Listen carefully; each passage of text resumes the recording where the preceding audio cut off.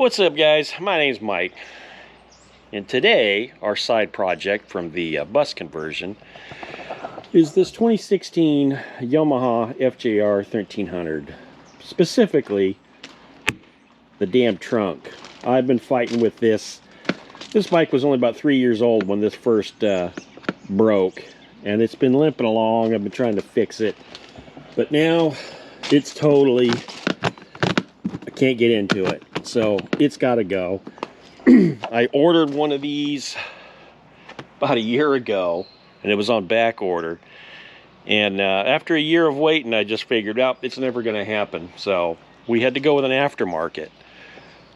So what I found on Amazon was this Adlo 3049. Because I wanted something about that size, something I could fit 2 helmets in. So this box will fit 2 helmets. I have a modular helmet, so those are a little funkier.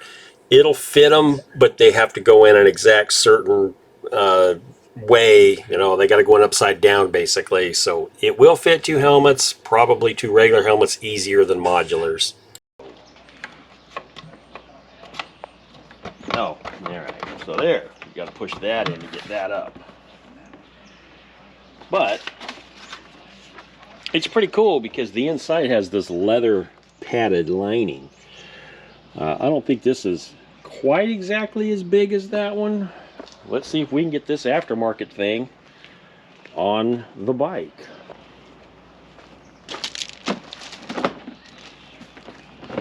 Oh.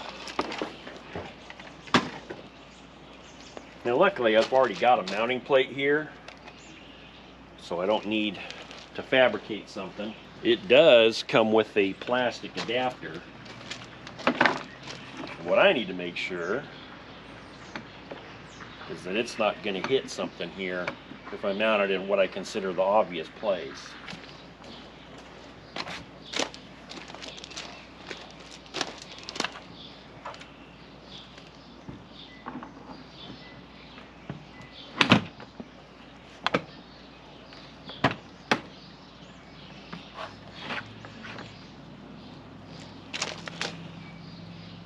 Now it looks like it's going to clear plenty. I mean, again, this is a universal, but my concern was this that piece of the bracket there, but it misses the trunk quite a bit. So yeah, we should be able to just zip some holes in there, fasten that thing down.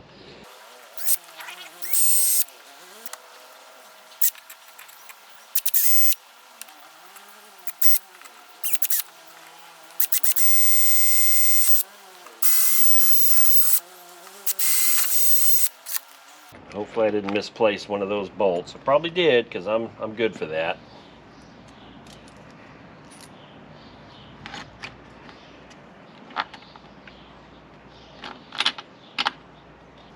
Yeah, this would be way easier if I would take this thing off, but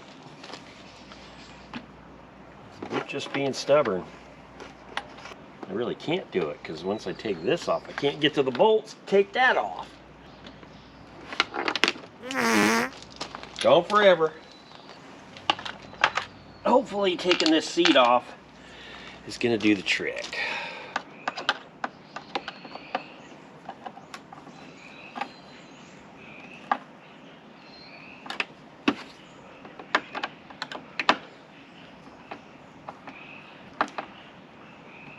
Okay.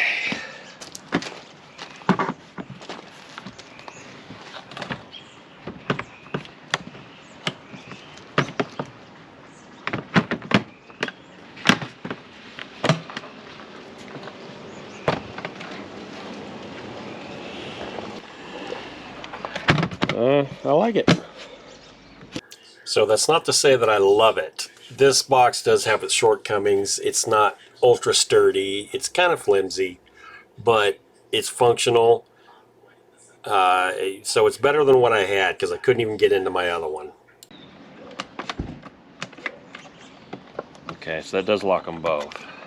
When I say both, I mean it locks the lid on the trunk and it locks the latching mechanism to the bike. So you can lock it with one lock and it locks both aspects. One thing you can't do is leave it unlocked. The other one, that was kind of nice. I could just leave it unlocked. But this one needs the key, but it's all right. It's still working better than the other one. All right, I think that's going to do it. Till I'm not going to waste time filming, putting one more bolt on. You get the idea. All right, well, apparently I didn't film an outro for this one either. Basically, this was a pretty simple project. As long as you can drill some holes and kind of figure out where the center is. It was a simple project. It took probably 35-40 minutes to do in its total, and that's trying to film it and losing bolts and everything else. So honestly, a person could probably do it in 10-20 minutes if they had their stuff together. But as you can see, the bike's kind of packed up, getting ready, since I'm a political refugee of California stand. This is going to Texas to escape the state, but I've used this a few times. It's worked out well. It does what it's supposed to do. It hasn't flew off. It keeps things dry. So I mean, it's better than what I had. I wish it was a little sturdier, although the one from Yamaha kind of sucked, because yeah, it was sturdy, except it was breaking constantly. So you got to pick your poison. At least this one's cheap enough that if it falls apart in another couple of years, it's only $200 to fix instead of $800 that you can't even use, because there is no such thing. Anyhow, thanks for watching, guys.